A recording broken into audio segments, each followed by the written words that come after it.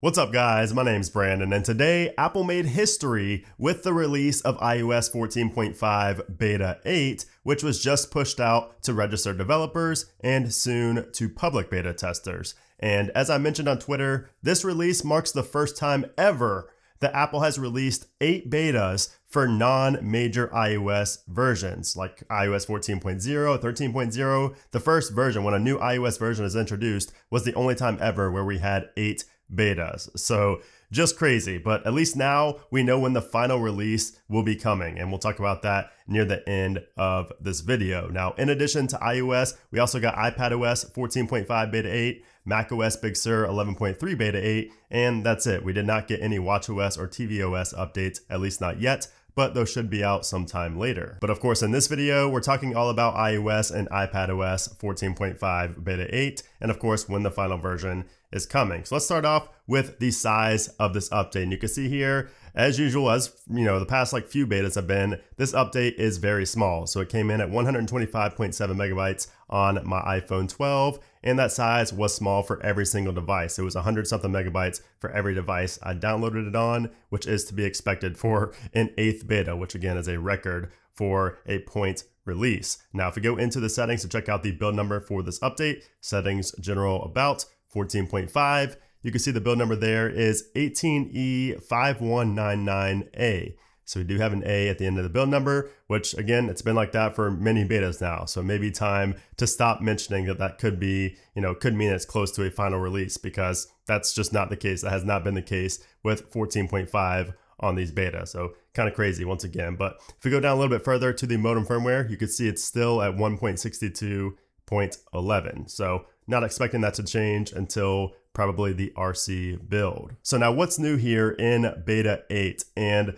as I said in my Beta 7 video, this is mainly going to be a final bug fix update, especially after getting those 2 major features in Beta 6 and still facing issues in Beta 7, which I did talk about in my follow-up video over the weekend. Now, with that being said, I did notice one thing here in Beta 7, and this isn't necessarily just Beta 7, but just iOS 14.5 in general. I've been noticing a lot more things show up on the map regarding the new reporting features. So like a speed trap, construction, and of course, accidents. So you can see the accident here. This is new where it shows, last updated and things like that. You can mark it as still here or cleared, just like you can in Waze. So a lot of the Waze-like features are starting to populate more in the Maps application, because I guess more people are on the 14.5 beta now. So I've still yet to see anything for speed checks. Again, I don't know if this is a regulation thing, but when you mark a speed trap or when you see a cop on the road and you report it using the new iOS 14.5 reporting feature, it just simply doesn't show up on the map.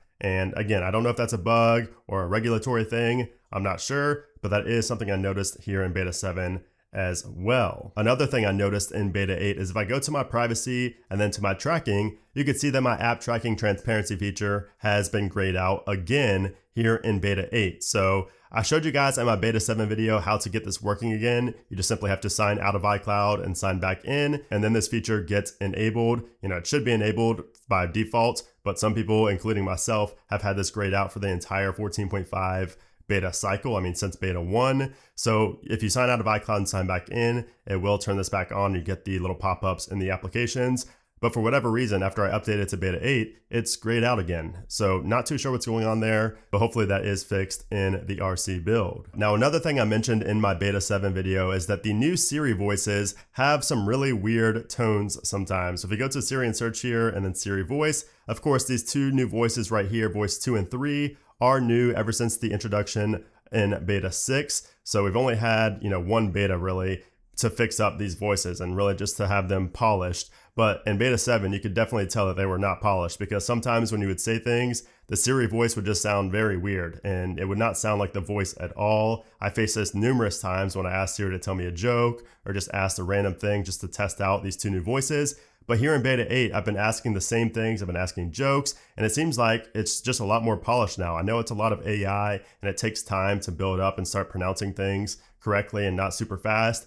but it does seem a lot better here in beta 8 because I've not had any of those weird voices or just weird pronunciations so far. So that's pretty much everything when it comes to changes here in beta 8. I mean, you can't really expect too much from an 8th beta here. You're not going to see any physical changes or features here in this late of a beta update for 8 release. Now, also today, Apple announced an April event, and this is going to take place on 4/20. Haha. 4/20, we are going to see an April event called Spring Loaded. So it says, please join us for a special Apple event from Apple Park. Watch it online at apple.com. And you can see there it's at the typical time, 10 Pacific or 1 p.m. Eastern Standard Time. I will be going live here on YouTube to talk about everything that gets announced. And we are expecting to see new iPad Pros, AirTags, AirPods, possibly a new Apple TV, possibly a new iMac. We'll talk more about that. I do have a video coming later today as well to go over everything we're expecting to see at this update and kind of the likelihood of seeing certain products as well. I also wanted to talk about the bug fixes here in 14.5 as well and kind of some remaining bugs as well. Now, one thing I noticed is that the music queue has been solved pretty much, now permanently. I have not seen this one time on beta 7 or beta 8, and that is of course when you go to an album and you just press on shuffle and the top song is just simply not able to be moved. If I go to shuffle right here, then I go to the queue, the top song right there would not have the 3 lines and you would not be able to move it, but that appears to be fixed now finally in 14.5 beta 8. It was there in beta 7 as well. It was fixed in beta 7 for me, but some people reported that it was still there. So hopefully it is fixed for everybody here in beta 8. Also in beta 8, at least in my initial testing, I've not had any loud notifications. So no unusual loud notifications here in beta 8, so it appears that that might also be fixed here in this update. Now, as far as remaining bugs, I still do have issues playing music on the HomePod via AirPlay. So if I go to AirPlay the music to a HomePod, it is still very slow and very laggy and very buggy overall. So hopefully that does get fixed. I'm imagining at this point, it'll only be fixed in iOS 15. And then also green tint, I always have to talk about this because everybody always asks. I've not seen any reports of green tint being fixed in this update, so I would not expect a fix for that, unfortunately. And then when it comes to the iPad, nothing is different on iPadOS versus iOS in this update. So anyways, now let's talk about the performance. So compared to beta 7, I haven't really noticed any difference here in beta 8. I mean, I just expect this build to kind of polish up everything that was wrong in beta 7, which there wasn't a ton, but just some of the minor bugs that I've mentioned seem to be fixed up here in beta 8. And if we go to the Geekbench scores here to see our scores, you can see up top, we did get a higher single core. So we got a 1594 versus a 1591, but the multi-core is slightly lower at 3923 versus 4154. Now, again, these scores, take them all with a grain of salt just because this doesn't really, imply your day-to-day usage or how you use your phone on a day-to-day basis. It's just a benchmark, so it doesn't really tell you the whole story. But once again, as I always say, it's fun to kind of look at the scores and see how they all compare to one another. Now, as far as the battery life goes, it's too early to tell if battery life is any better here in beta 8.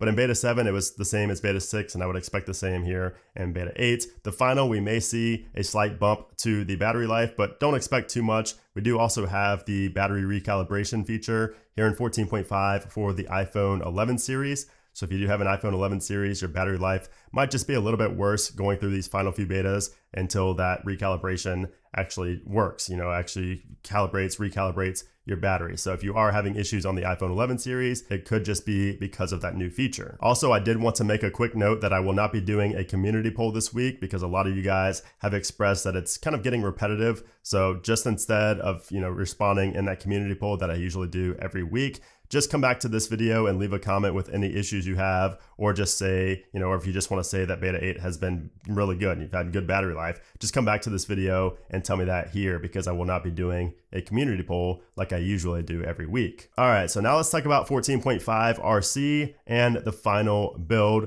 when we can expect that. Now, iOS 14.5, the RC, the release candidate build, which is the final version for developers, I'm actually expecting that on Tuesday when the Apple event starts. Now, there is also the possibility of seeing the RC later this week, like on Thursday or Friday, the 15th or 16th. However, Bloomberg added this in the final paragraph of one of their reports today. Quote, at the event, Apple is also likely to announce the release date of iOS 14.5. So if the final will likely get a release date at the event, that means RC could be coming on the day of the event on 4/20 Tuesday right here.